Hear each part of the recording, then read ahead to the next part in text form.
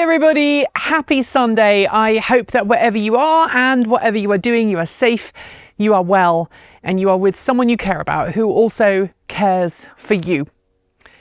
I am filming this from the back of my Ford F-150 Lightning, in so much as the camera is standing on the back of my truck. Yes, my truck is back. It is repaired.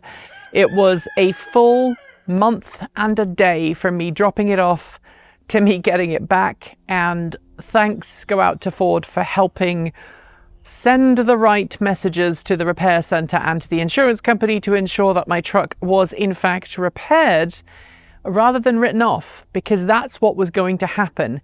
And had I been somebody who didn't have the contacts at Ford that I did have, well, my truck would have been written off, which would have been a really bad run of bad luck.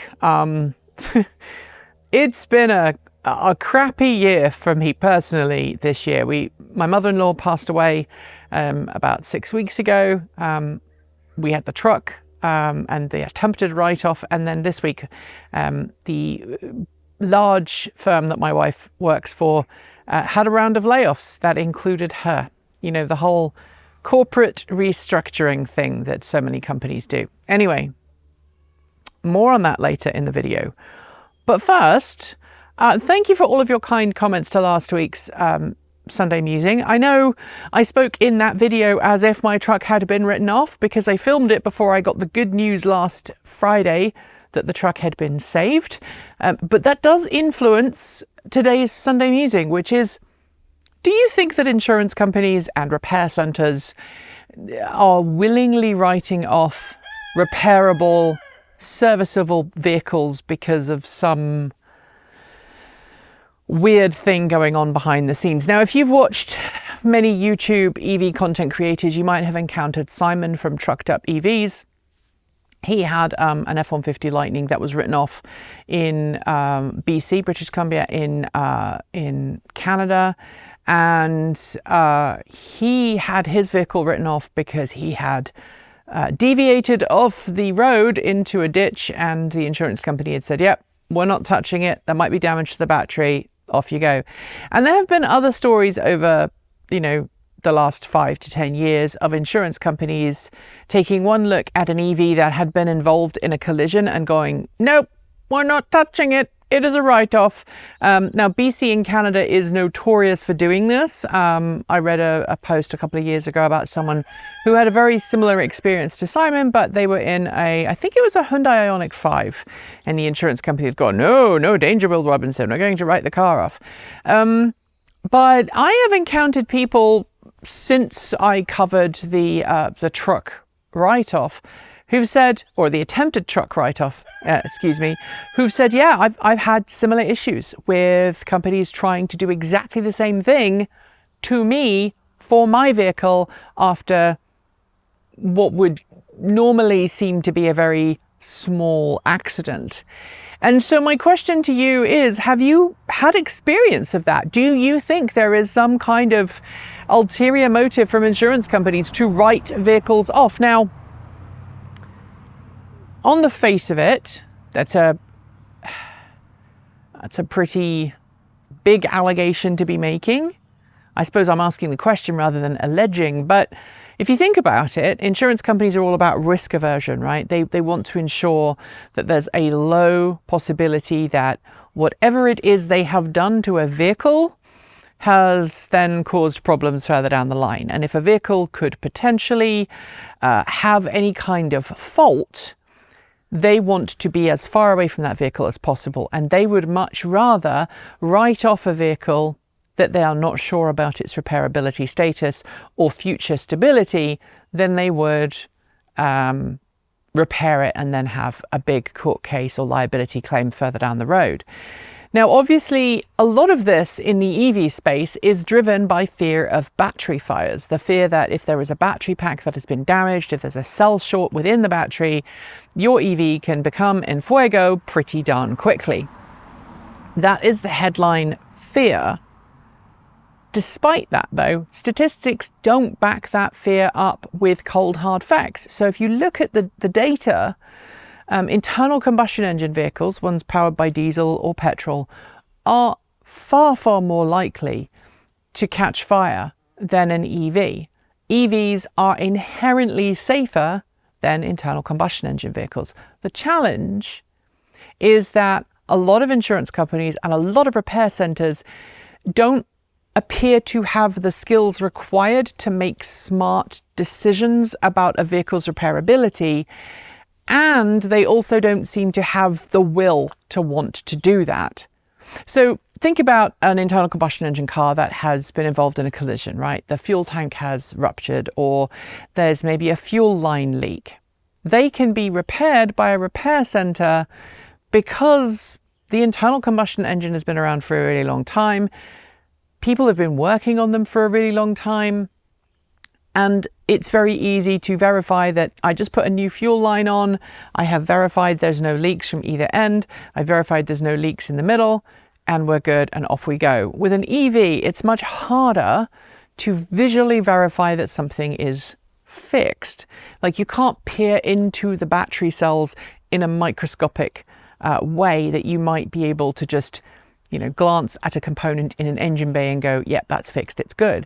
And I think that's part of the challenge. I'm not making excuses for the auto industry. I'm not making excuses for the insurance companies, because I personally think they are treating EVs badly and intentionally choosing to write off perfectly serviceable vehicles because it's quote unquote easier for them. Now, in the case of my F-150 Lightning, it was just the weirdest edge case. For those who don't know, what had happened was the bumper mount on the left-hand side at the rear of the truck had got a little crack in it that could easily be ground out using a V-bit, then welded, then painted. Job's good. What happened was the insurance adjuster took a look at it. He's a structural engineer in EVs or in vehicles, and went, yeah, that's a fairly easy cut it out with a V-bit, and then make sure there's no rust, then weld it, prep it, dress it, paint it, everything's good.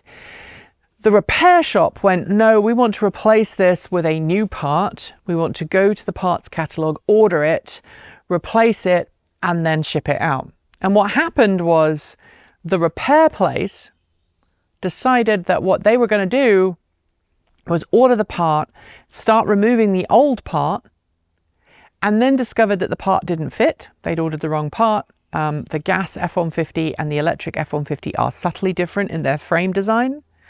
And then they were going to turn around and tell the insurance company it couldn't be fixed, and the only way out was to buy a brand new frame.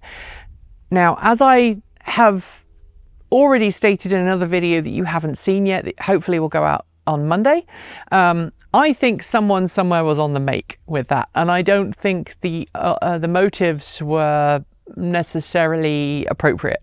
But that's how it happened. And it happened because Ford didn't make the part available specifically for that repair, which is on Ford. But the repair shop also did not reach out to Ford's dedicated repair line to say, hey, can you help fix this?